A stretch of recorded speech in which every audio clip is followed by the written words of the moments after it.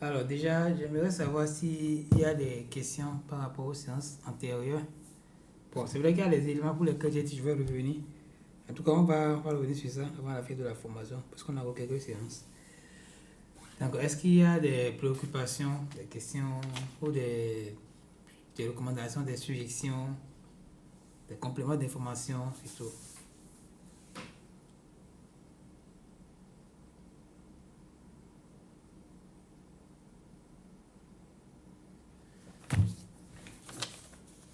Alors, si... Oui, moi, Oui, monsieur Man, allez-y. j'ai deux petites questions. La première question, c'est concernant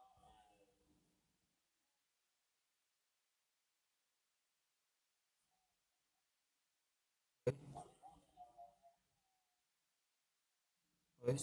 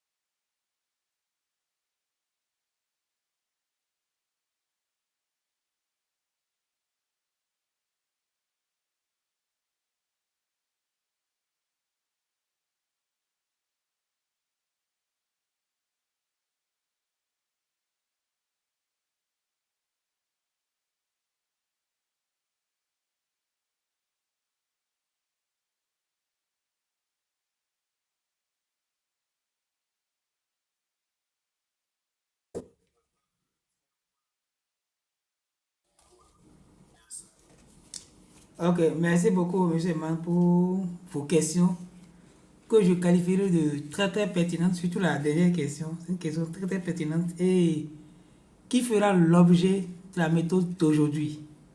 C'est pourquoi je suis très content de cette question. D'accord?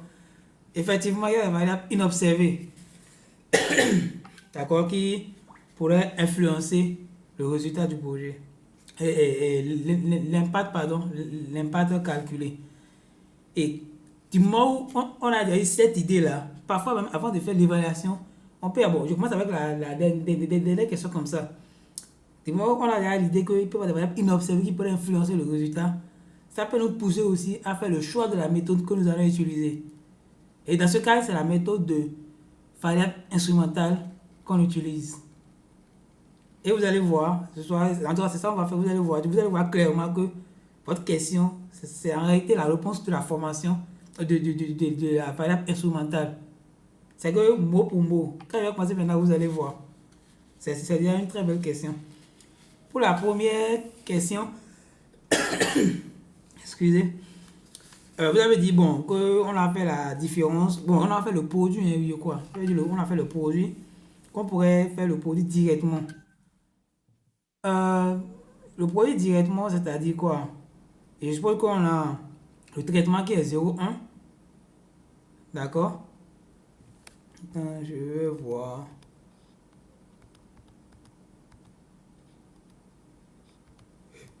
Un instant. Ah bon, le truc n'est pas. Je voulais partager mon écran pour montrer ça à l'écran, mais bon, c'est pas. C'est juste la différence là qui est là. Ok. En fait, le principe, on a deux types de principes, d'accord? Le second principe, bon, le premier qu'on pourrait faire, c'est directement de multiplier les deux variables. C'est-à-dire, tu vois, on a 0, 1 des deux côtés. Si on multiplie les deux, Ce qui est sûr, comme je l'ai dit, 0 fois 1, ça donne 0. 1 fois 0, ça donne 0. C'est 1 fois 1 qui donne 1. D'accord? Et quand le système voit 1, il se dit que oui. Bon, j'ai dit quand le système voit 1, il faut qu'il ait aussi les deux autres variables devant. Ça veut dire quoi? On a la variable d'interaction A1. Si on met la variable d'interaction seule dans le modèle, il va prendre ça comme une variable binaire, 0, 1 tout court, comme une variable simple. Et j'ai dit que pour qu'il comprenne la variable d'interaction, il faudra ajouter les deux variables avant. Allez comprendre que oui, c'est le produit des deux variables là qui a donné ça. Donc si vos variables sont codées 0, 1, 0, 1, les deux, faites le produit directement des deux, il n'y a pas de problème. Parce que 0, 1, comme je l'ai dit, quand on fait le produit des deux, c'est seulement 1 fois 1 qui donne 1. Le reste, ça donne 0, 0. Donc on fait le produit des deux simplement, c'est très simple. Mais là, je suis allé plus loin en disant que j'ai fait un tableau, dit bon, on voit que combien de 0 on a, combien de 0 on a, combien de 1 et 0 on a. Ça, bon, c'est vrai que c'est aller un peu plus loin. Mais je pense que faire le produit simplement, ça peut aller. Si vos variables sont codées 1 et 0, 1, 0, 1, 0, 1, bien sûr. D'accord?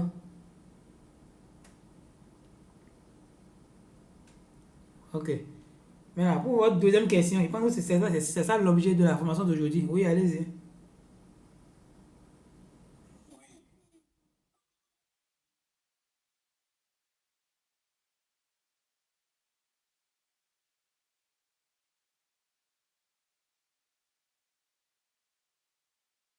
Oui.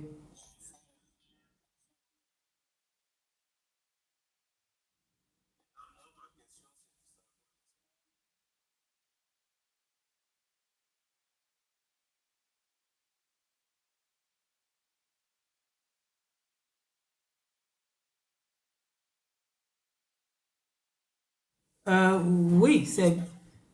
Oui.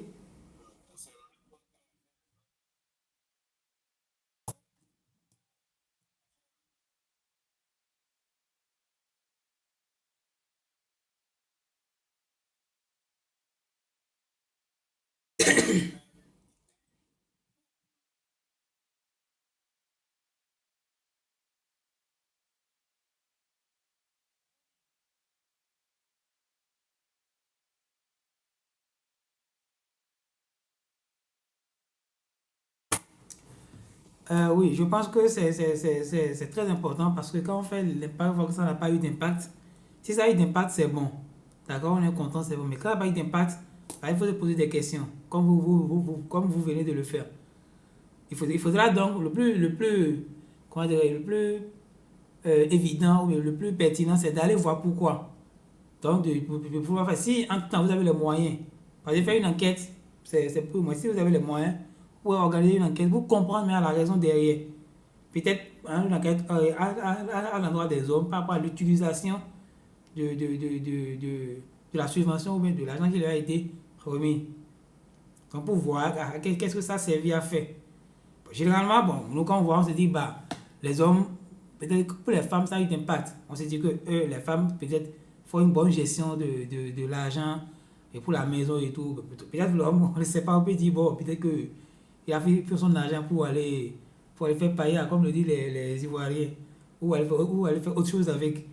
Mais il faudra quand même, bon, ça c'est ce qu'on peut imaginer, ou c'est ce qu'on connaît peut-être, mais il faudra quand même faire une enquête pour comprendre réellement qu'est-ce qui est derrière pour des études futures qu'on puisse maintenant tenir compte.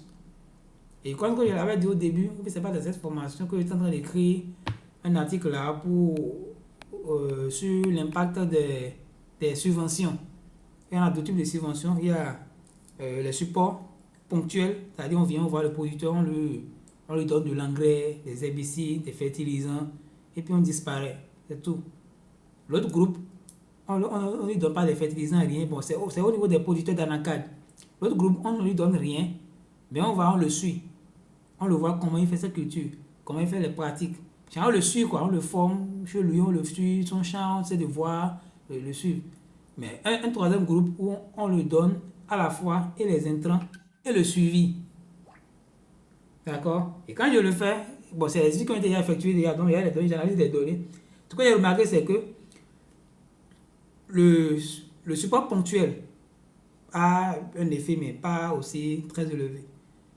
La supervision, le fait de suivre le producteur a un impact supérieur aux groupes qui ont reçu un support. Mais là où l'effet est encore plus important, c'est ceux qui ont reçu les deux à la fois.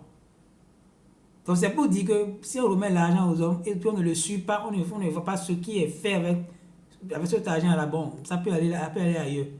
Et puis il n'aura pas d'impact. Donc c'est pourquoi c'est important d'avoir à la fois l'apport, on leur fournit quelque chose de ponctuel, ou de l'argent ou des outils, mais de les suivre aussi pour voir qu'est-ce qu'ils font réellement avec ce qui leur a été donné.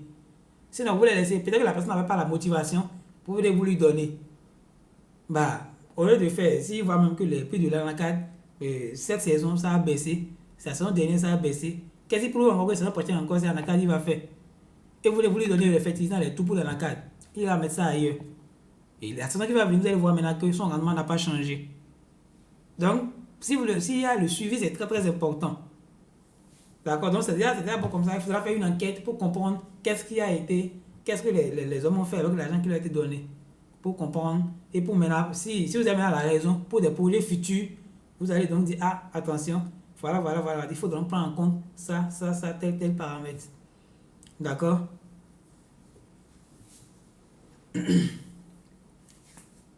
Alors, comme je le dis, votre deuxième question fera l'objet de la formation d'aujourd'hui. D'accord? La variable instrumentale. D'accord? Donc, qu'est-ce qu'on appelle variable instrumentale? Et c'est quoi? Qu'est-ce qui est dedans? Bon, c'est ça, on va voir. Je partage mon écran.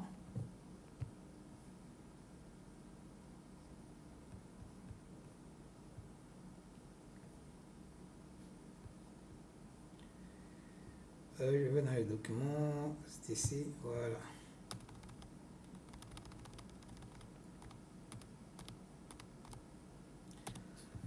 Alors, donc, avant qu'on aille dans... Bon, je pense que c'est... Un instant.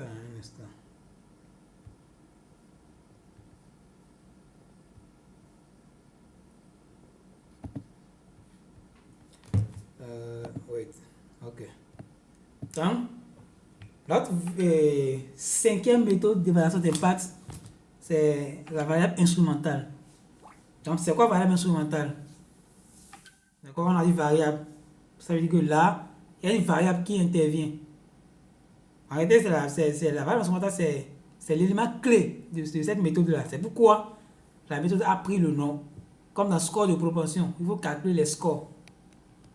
D'accord, donc c'est la même chose ici aussi. Variable instrumentale, tout se tourne autour de la variable qu'on va appeler instrumentale. Donc voilà ici le principe de la méthode. Donc la méthode des variables instrumentales est une technique utilisée en économie et en évaluation d'impact pour traiter le problème de l'endogénéité dans les études d'observation. L'endogénéité survient lorsque la variable indépendante est corrélée avec l'erreur dans le modèle qui peut fausser les estimations des effets causaux. Bon, là, je vais vous expliquer le tableau rapidement et puis maintenant, pour expliquer clairement ce qu'on n'appelle pas endogénéité, ce qu'on n'appelle pas erreur, ce qu'on n'appelle pas corrélé avec l'erreur, ainsi de suite. Alors, le concept clé, c'est variable instrumentale. Et une variable instrumentale est une variable qui est corrélée avec la variable explicative, mais qui n'a pas d'effet direct sur la variable dépendante, excepté à travers une variable explicative. Elle doit remplir deux conditions. La première condition, ne vous inquiétez pas, je vais expliquer tout ça là. Donc vous allez voir que je vais expliquer clairement. C'est juste que vous lisez un peu pour voir ce qui est dedans. Pour que après, si vous lisez, vous allez pouvoir mieux comprendre. Alors, la variable instrumentale doit respecter deux conditions. La première condition, elle doit être corrélée avec la variable explicative. Et la deuxième, c'est que elle ne doit pas être corrélée avec l'erreur du modèle. Comment faire donc l'estimation de la variable instrumentale quand on veut faire l'évaluation d'impact avec la variable instrumentale? On utilise la variable instrumentale pour prédire la variable explicative. Cela implique généralement une régression de la variable explicative sur la variable instrumentale. Ne vous inquiétez pas, tout ça là c'est du bavardage, je vais vous expliquer ça. La deuxième méthode, c'est qu'on utilise la variable prédite de la variable explicative pour estimer l'impact sur la variable dépendante. Alors, c'est donc quoi tout ça là? D'accord?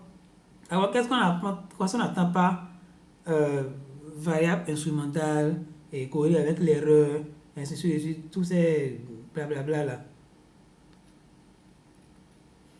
Alors, ce que vous allez comprendre par variable instrumentale, on va dire que c'est une variable qui ne doit pas être corrélée avec l'erreur, qu'elle soit corrélée avec l'erreur, mais pas directement avec la variable à expliquer. Imaginez qu'on a notre modèle, d'accord? D'abord, c'est quoi l'endogénéité? C'est là, par là, je vais commencer. J'ai dit que la variable instrumentale intervient pour traiter le problème d'endogénéité. Donc, c'est quoi endogénéité? Pour ceux qui ne sont pas purement dans le domaine de la statistique. D'accord? Alors, l'endogénéité, c'est quand la variable indépendante. Vous savez que dans un modèle, on a variable dépendante et on a une ou des variables indépendantes. D'accord? Alors, on dit qu'il y a endogénéité lorsque une variable indépendante, c'est-à-dire parmi les variables indépendantes là, une variable qui est corrélée avec l'erreur dans le modèle.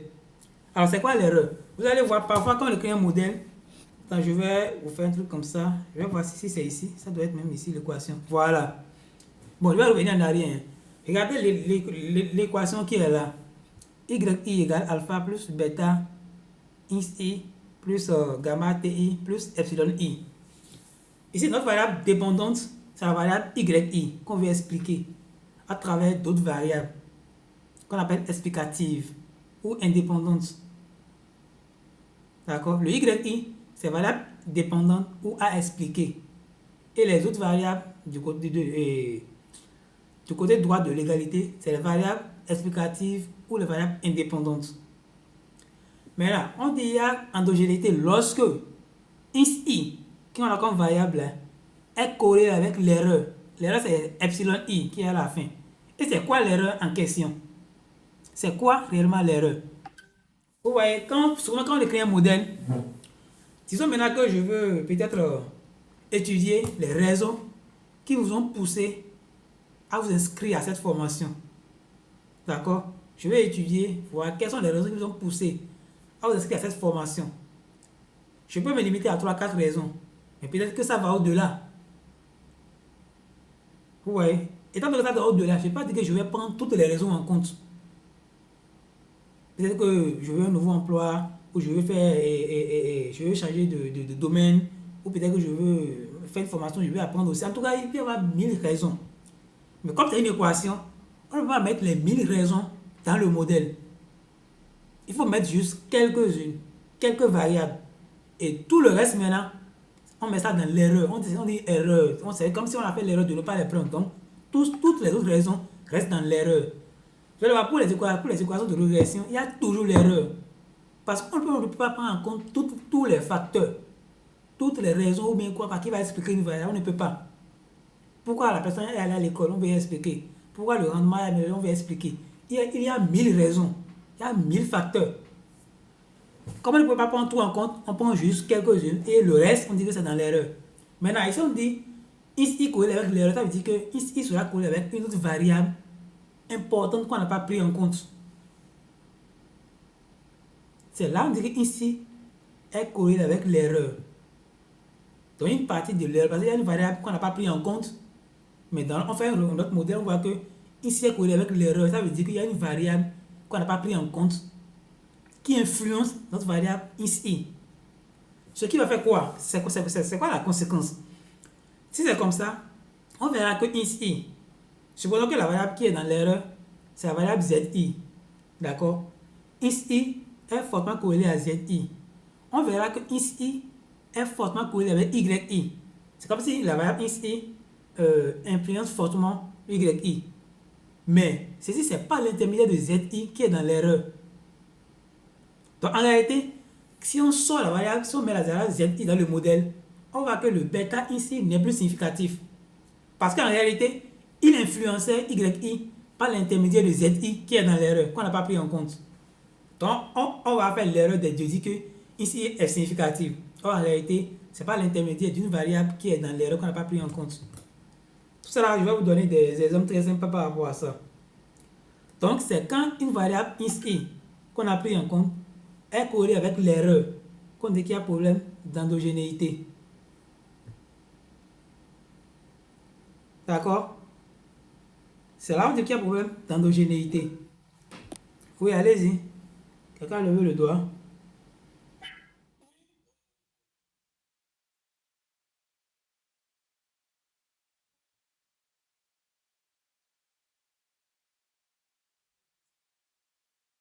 Oui,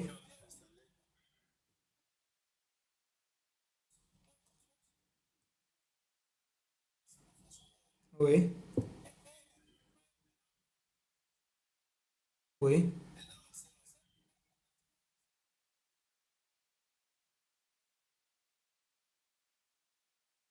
Exactement, oui.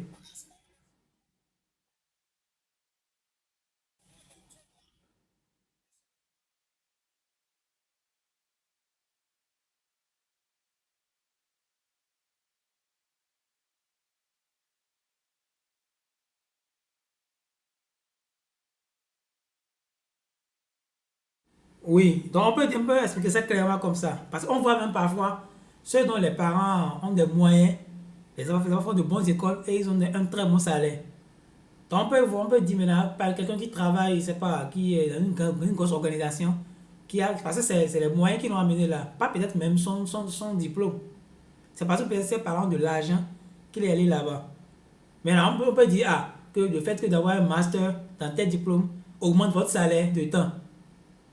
Mais quand on a le même modèle, on va ramener le fait, on va amener le salaire des parents dedans. On verra qu'en réalité, l'effet qu'on avait attribué au diplôme là, c'est l'effet du salaire des parents. Donc on dira que le fait d'avoir des parents qui sont riches augmente votre salaire. Ça fait que votre salaire augmente. Vous voyez, donc on verra là en réalité que le diplôme en juste n'est pas significatif. Mais comme il y avait l'erreur qu'on n'a pas pris en compte, salaire qu'on n'a pas pris en compte qui est dans l'erreur, et que le boulot qu'il a eu là est corrélé avec le salaire des parents, donc l'effet du salaire est allé tomber sur l'effet du diplôme. Donc c'est quand il y a ce problème, on dit qu'il y a l'endogénéité. Quand il y a l'endogénéité, il faut donc résoudre ça. Ça, c'est un problème qu'il faudra résoudre. Et pour résoudre ça, c'est la variable instrumentale qui vient maintenant résoudre ça. D'accord? C'est comme si on veut, par exemple, bon, je l'ai dit, il peut y avoir plusieurs variables. On peut dire, par exemple, le rendement d'un producteur dépend de la formation qu'il a reçue, la qualité de ses plants, la superficie, la fertilité du sol, l'accès aux intrants, l'expérience et ses compétences, les conditions climatiques, ainsi beaucoup. Mais on ne peut pas mettre toutes ces variables dans le modèle. Il faudra donc voir quelle variable choisir et mettre maintenant l'erreur qui sera à côté. Donc là, on dira qu'il y a un problème d'endogénéité quand il y a cette significativité-là. D'accord? Maintenant, comment résoudre maintenant ce problème? C'est là on parle de la variable instrumentale. D'accord? Je reviens ici maintenant. On dit, bon, ça c'est un exemple hein, que j'ai donné pour dire voir. Imaginons que nous souhaitons estimer l'impact de l'éducation, qui est le traitement, sur le revenu. Donc c'est quoi, comment l'éducation impacte le revenu? C'est comme l'exemple que vous venez de donner, revenu ou bien salaire. Mais dans ce cas, le choix de suivre des études pourrait être influencé par d'autres facteurs. Voilà. On peut dire par exemple les parents de l'argent. Parce que les parents de l'argent, que les enfants vont suivre vont faire les études. Ou parce qu'ils n'ont pas l'argent, ils ne vont pas faire. Donc le choix de suivre des études pourrait être influencé par d'autres facteurs non observés, comme par exemple la motivation personnelle ou l'intelligence qui influence également le revenu. Là, on dit qu'il y a un problème d'endogénéité. Et pour connaître bien, on pourrait utiliser comme variable instrumentale la distance entre le domicile de l'individu et l'école la plus proche au moment où il était en âge de suivre les études. La distance remplit généralement les critères suivants. Ici, ce qui est le plus complexe ici dans cette méthode, c'est comment choisir une bonne variable instrumentale. Dans votre étude, on peut avoir plusieurs variables instrumentales. La variable instrumentale, c'est une variable, d'accord, c'est une variable qui est corrélée avec, comment je vais dire, avec la variable explicative, mais pas directement avec la variable à expliquer. D'accord? Pour tout ça, là, vous allez mieux comprendre.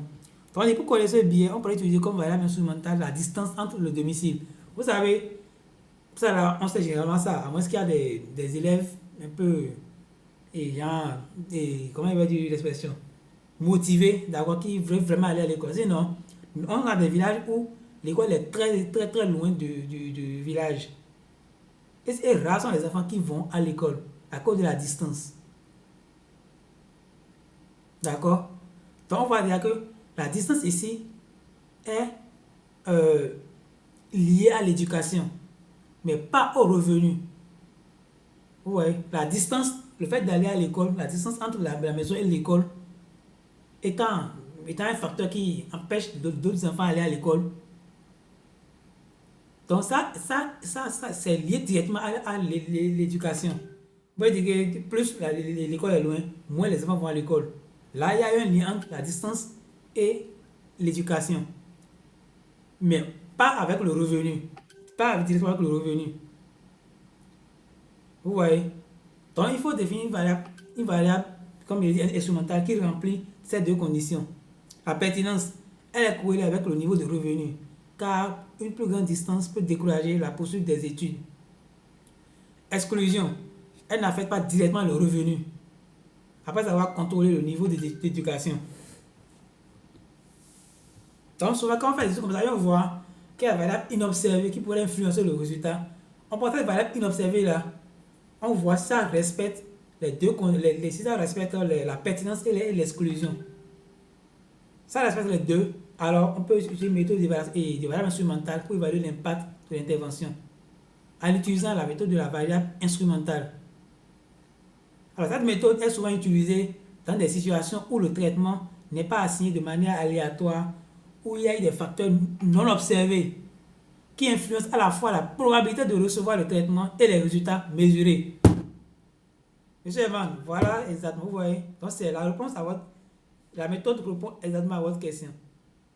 Donc il y a des facteurs non observés qui influencent à la fois la probabilité de recevoir le traitement. On peut dire par exemple, voilà, le projet, c'est le fait que c'est peut-être les, disons, les mieux éduqués qui vont être formés. Par exemple, on se dit qu'eux, ils vont mieux assimiler. C'est qu'on a une formation sur les pratiques agricoles. Et c'est peut-être des gens, des Français qui veulent venir vous former, qui ne comprennent pas les langues. On peut dire que c'est les mieux éduqués qui vont suivre cette formation-là, pour après aller maintenant, restituer maintenant aux autres. Mais à leur niveau déjà, eux, ils ont été formés. Si c'est eux les producteurs même, là, ça veut dire qu'il y a une facteur qui a eu facteur inobservé qui a influencé la probabilité de recevoir. Pour ça peut être même aussi la motivation. Personne peut dire motivation, personne, ah, moi j'ai pas envie. J'ai pas envie d'adhérer à la formation. D'accord? Et donc, ça va inobservé impacte aussi le résultat mesuré. Quand monsieur Emma vient de le dire, le résultat qui a été mesuré. Donc là, il faudra utiliser la méthode de la variable instrumentale. Ça, c'est un exemple très simple. On dit, imaginons que vous voulez évaluer l'impact d'un programme de formation sur les revenus des participants. Si les personnes choisissent de participer au programme sont différentes, si les personnes qui choisissent de participer au programme sont différentes de celles qui ne le font pas, par exemple, elles ont des compétences ou des motivations différentes, cela crée un biais d'endogénéité. D'accord? La variable instrumentale ici, une variable instrumentale pourrait être la distance à laquelle se trouve le centre de formation. C'est que c'est la distance, le centre de formation qui a découragé d'autres. Ils ne veulent pas participer. Mais d'autres disent oui, bon, d'autres ils essaient de voir quelle est l'importance de la formation. Et oui, ils se mettent dedans, sous la pluie, sous le soleil et tout, et ils vont jusqu'au centre de formation. D'accord? Elle influence la décision de participer. Les personnes vivant plus loin pourraient être moins susceptibles de participer, mais elle n'influence pas directement le revenu, à part par son effet sur la participation. Alors, c'est quoi les avantages? Chaque méthode a ses avantages et ses limites. L'avantage, c'est que c'est correction des biais. Les méthodes des VI permettent de corriger les biais causés par l'endogénéité, fournissant ainsi des estimations plus fiables des effets causaux.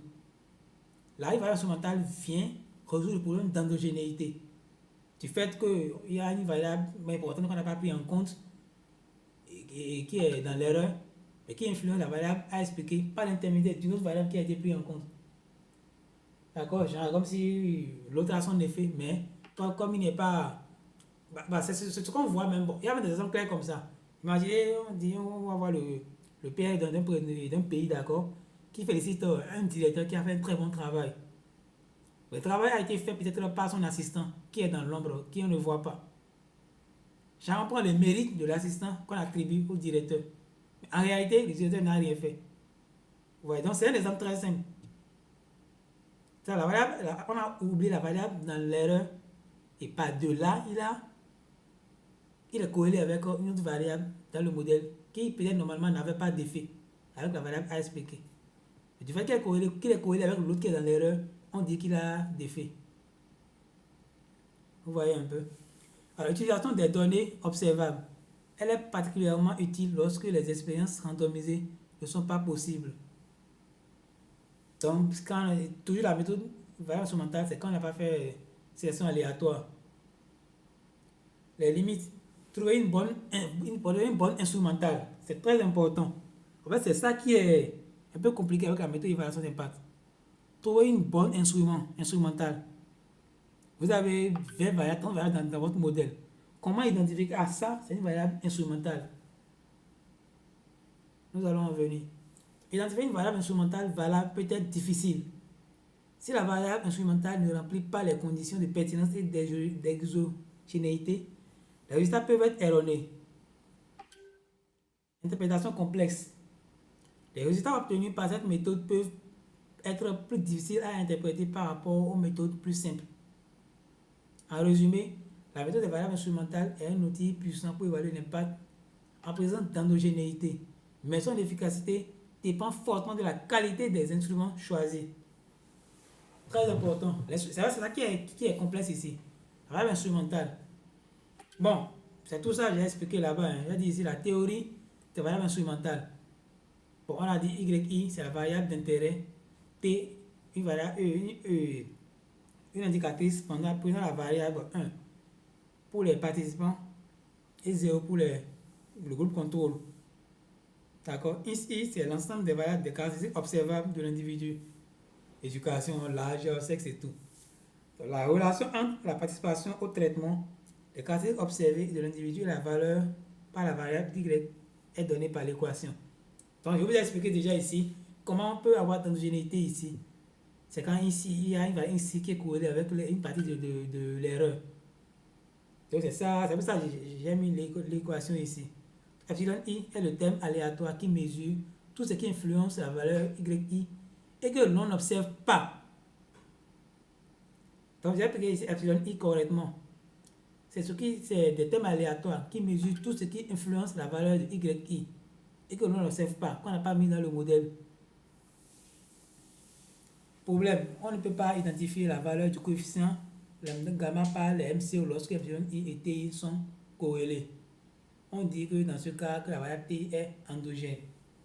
Donc, une variable du modèle est corrélée avec une variable de l'erreur. Oui, quelqu'un voulait poser une question? Alors, bon, ici c'est toujours la théorie, hein. Jusque j'ai expliqué un peu. On dit les origines d'endogénéité sont diverses.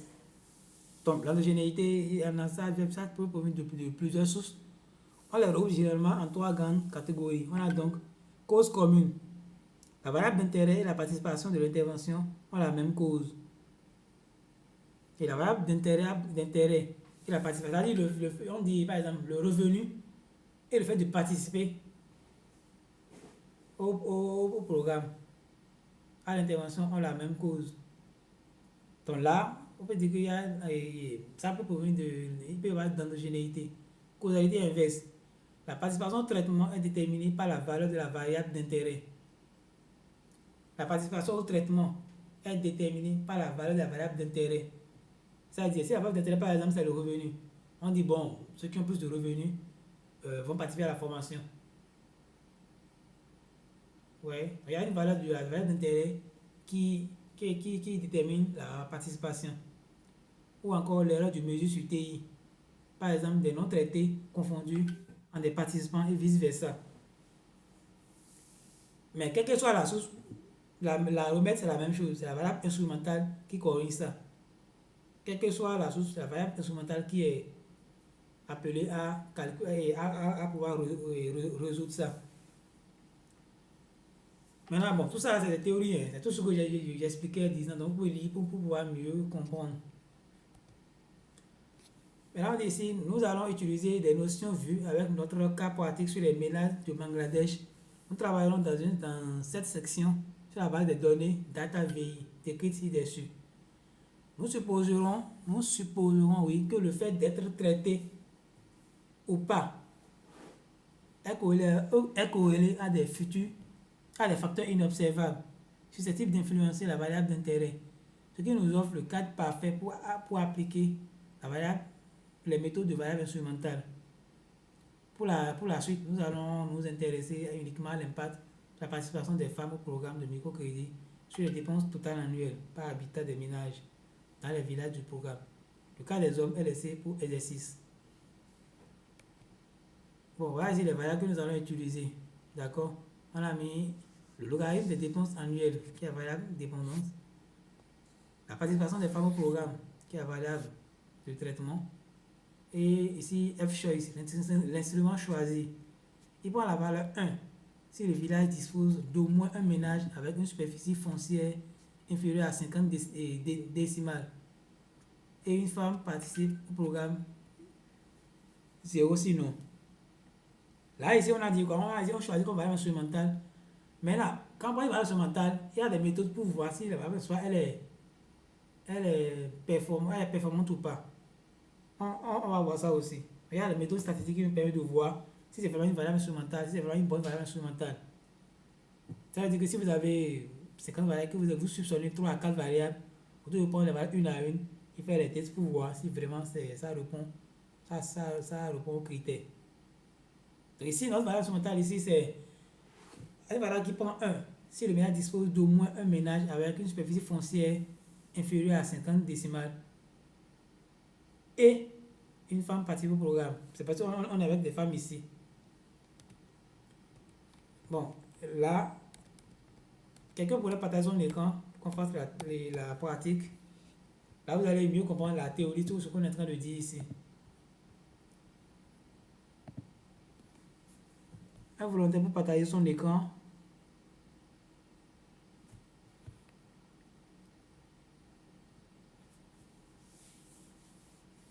Bon, je vais continuer avec la pratique.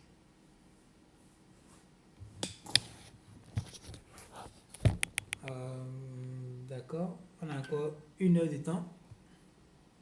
D'accord, je continue avec la pratique. Comme ça, et dans R, c'est au dos, dans R. Voilà. Donc, je vais ouvrir le script de file de variable instrumentale. Peut-être quelque part là, machine learning.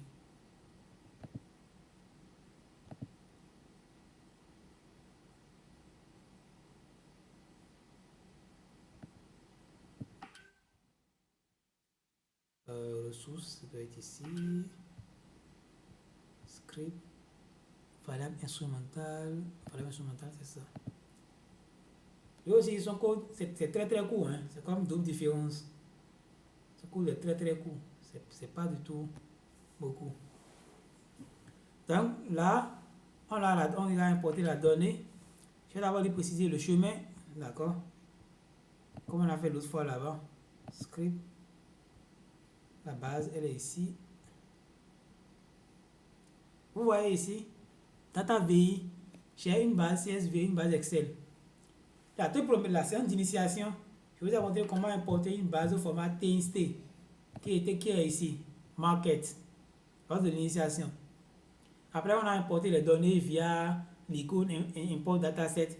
La dernière séance, celle du mardi, je vous ai montré comment importer un fichier Excel par le code. On a fait donc TXT, Excel, maintenant CSV. Comment importer une donnée CSV via le code. Donc, il y a la donnée ici au format CSV, je l'ai au format Excel. Bon, ici, on a fichier CSV Microsoft Excel, feuille de calcul Microsoft Excel. Donc là, c'est une CLS, là, c'est CSV. C'est CSV, maintenant, je vais importer. Là, je précise le répertoire de travail ici, comme on a l'habitude de le faire. Ouais, c'est là, il me dit qu'il y a une variable que je n'ai pas, la ligne jaune. Comme je dis habituellement, s'il y a pas un package, si un package que vous n'avez pas, il vous signale ça. Donc, je vais installer le package. D'abord, attendez, je vais arrêter 40 minutes, je vais arrêter la partie théorique, faire la partie pratique pour que la vidéo ne soit pas trop lourde.